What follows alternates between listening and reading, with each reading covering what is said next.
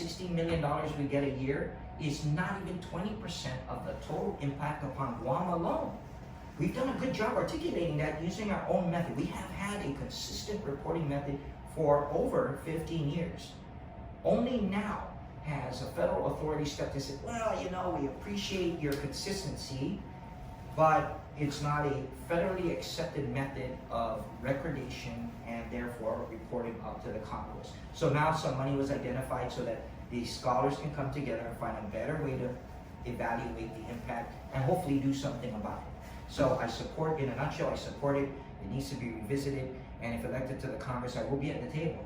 I think you have not just a moral, but a fiduciary and a political responsibility to sit at the table and take notes like everybody else. Even though diplomatically we're not at the same level. This is us as a territory, and then this is the ambassador of the United States to those ambassadors. Unfortunately, while we know there are cousins, we know that people in the CNMI are our brothers and sisters by ethnic heritage, we're just not treated the same geopolitically, unfortunately.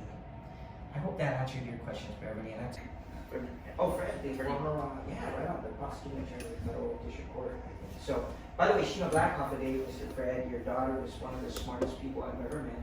I'm very happy that she went on to pursue her bliss, and I wish she would come back one day and run the island. I think she'd be a wonderful governor, if not jurist.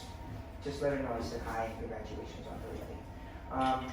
I don't know about that. Yeah, you're welcome. I don't know if we would call him a handout, but and I don't think so.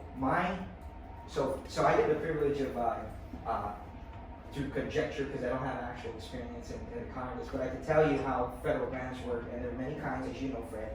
Being at the Federal District Court, you have formulaic grants, right? You have based on population or whatever it is. You also have competitive grants, and I would submit 99.9% probability that the monies that have been doled out to Guam are a direct result of you being a part of the American family. I would think population has some part of it, but we get what we get because we're part of the American polity. And it would be to the demise of these United States that if we couldn't stand up and hold up this government, we go to pot. And if we went to pot, it affects everything else around us. And so how do we get this? Because you're an American territory. Do I think that our incumbent has advocated? Well, perhaps. I don't know definitively, but I've been listening to his competitors saying he hasn't been at the table or the microphone long enough or said enough to advocate for more funds.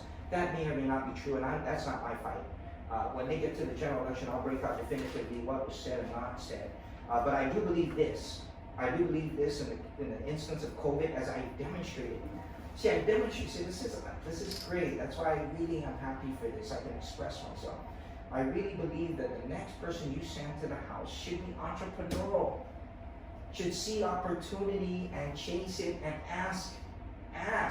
Even if I'm the lone Republican in an entire House of Democrats, you got to go to the Senate and definitely go to the Trump White House if he's reelected.